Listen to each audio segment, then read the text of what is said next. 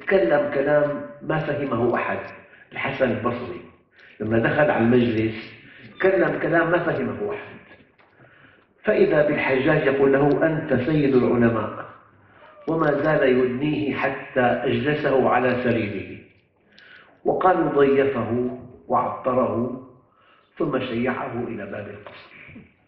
من الذي صعق؟ الحاجب والسياف. فتبعوا الحاجب قال له: يا أبا سعيد، لقد جيء بك لغير ما فعل بك، فماذا قلت لربك؟ لما دخل تكلم، خاطب ربه لما دخل. الحجاج جاء به ليقتله، فإذا به يقف له، إذا به يكرمه، يثني عليه، يطلب منه الدعاء، يضيفه ويعطره، ثم يشيعه لباب القصر. قال له: لقد جيء بك لغير ما فعل بك، فماذا قلت لربك؟ فقال الحسن البصري: قلت: يا ملاذي عند كربتي، يا مؤنسي في وحشتي، اجعل نقمته علي بردا وسلاما كما جعلت النار بردا وسلاما على إبراهيم. المؤمن قوي، المؤمن قوي بالله. أنا أقول هذه الكلمات أرددها كثيرا: إذا كان الله معك فمن عليك، وإذا كان عليك فمن معك، ويا رب ماذا فقد من وجدك وماذا وجد من فقدك. إن الإنسان خلق هلوعا بنهار رأسه، إذا مسه الشر جزوعا وإذا مسه الخير منوعا إلى المصلين.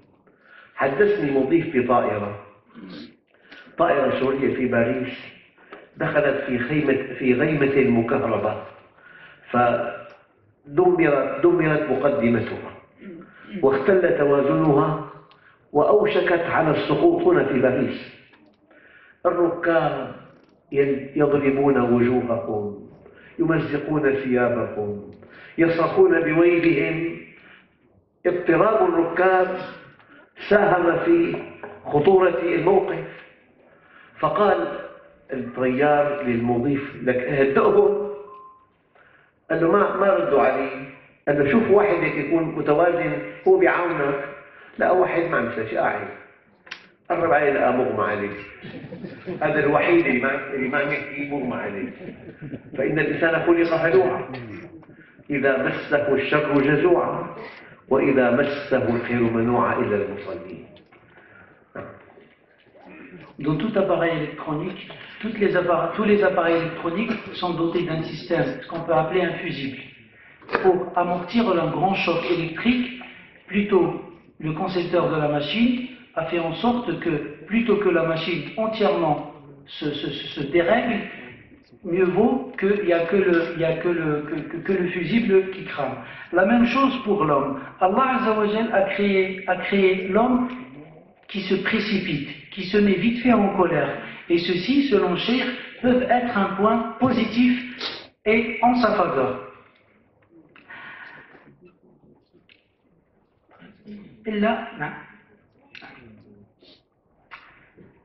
Sauf les prieurs, sauf ceux qui prient, illa al-musallin. Le Cheikh nous évoque une histoire qui s'est passée dans un jardin, dans un verger.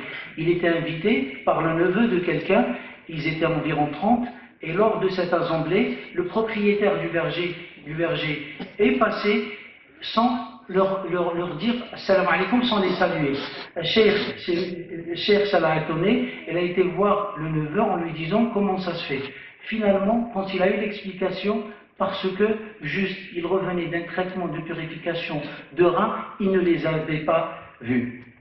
Une autre histoire, Al-Hassan al-Basri, après un cours scientifique à l'époque de Al-Hajjaj, qui fut un tyran à l'époque, il avait parlé du mal de Al-Hajjaj. Il avait parlé du mal de Al-Hajjaj, le calife de l'époque. Et Al-Hajjaj, il avait entendu ce qu'il avait dit, il a ordonné de le tuer. Il a préparé tout, le gourou, l'épée, etc.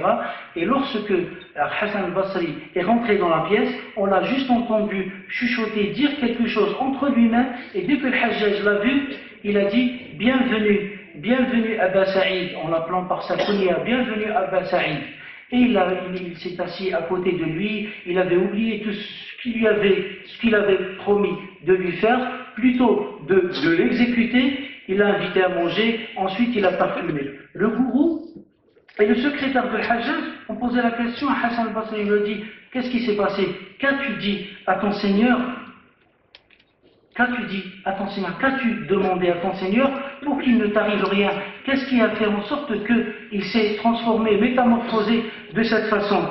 Il a dit, j'ai juste dit, ô mon soutien lors de ma solitude, fais en sorte que sa colère s'en transforme en fraîcheur et en miséricorde, comme tu avais fait avec le prophète Ibrahim alayhi salam.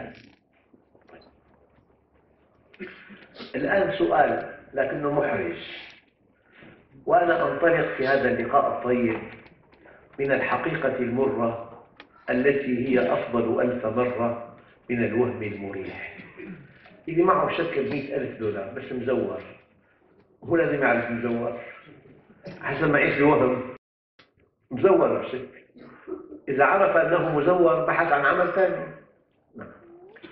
فالحقيقة المرة أن الله عز وجل يقول وعد الله الذين آمنوا منكم وعملوا الصالحات ليستخلفنهم في الأرض وزوال الكون أهون على الله من ألا يحقق وعوده للمؤمنين. زوال الكون كما استخلف الذين من قبلهم وليمكنن لهم دينهم الذي ارتضى لهم وليبدلنهم من بعد خوفهم أمنا. الحقيقة المرة المسلمون الآن ليسوا مستخلفين وليسوا ممكنين وليسوا آمنين. ما السبب؟ وزوال الكون أهون على الله من ألا يحقق وعوده للمؤمنين.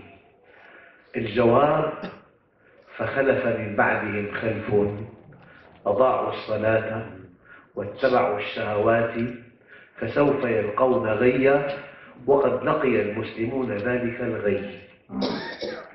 وقد أجمع العلماء على أن إضاعة الصلاة لا يعني تركها بل يعني تفريغها من مضمونها.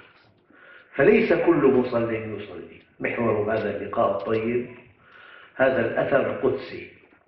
ليس كل مصل يصلي، إنما أتقبل الصلاة ممن تواضع لعظمتي وكف شهواته عن محارمي ولم يصر على معصيتي وأطعم الجائع وكسى العريان ورحم المصاب وآوى الغريب.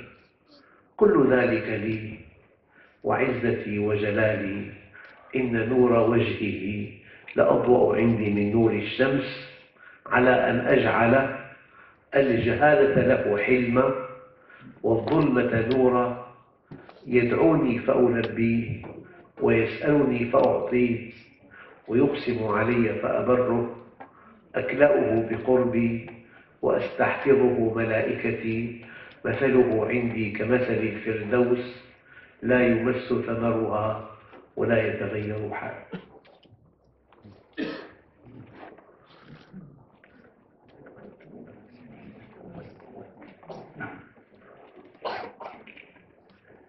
Il y a une question assez sensible. Il y a une question assez sensible que pose le cheikh, qui dit Allah Azza wa Jal a promis aux croyants de bien leur subsister, leur donner des héritiers par rapport à leur patrimoine. Mais la réalité actuelle des musulmans en ce moment stipule et dit qu'ils n'auront pas d'héritiers. Pourtant Allah Azza wa Jal plutôt faire disparaître tout l'univers, mais Allah Azza wa Jal il réalise bien ses promesses. La réponse, c'est que les musulmans, la réponse à cette question assez sensible du fait que les musulmans n'auront pas d'héritier par rapport à ce patrimoine, c'est le verset suivant. Ensuite, il est venu après eux une génération qui a perdu la prière, qui a délaissé la prière. Et le délaissement de la prière, c'est pas s'arrêter de la faire, mais plutôt de la vider de son âme, de son essence. Ce n'est pas tout prieur qui prie. Allah Azza wa Jal il dit j'accepte la prière pour celui qui se rend humble devant ma grandeur. الله عز وجل يقول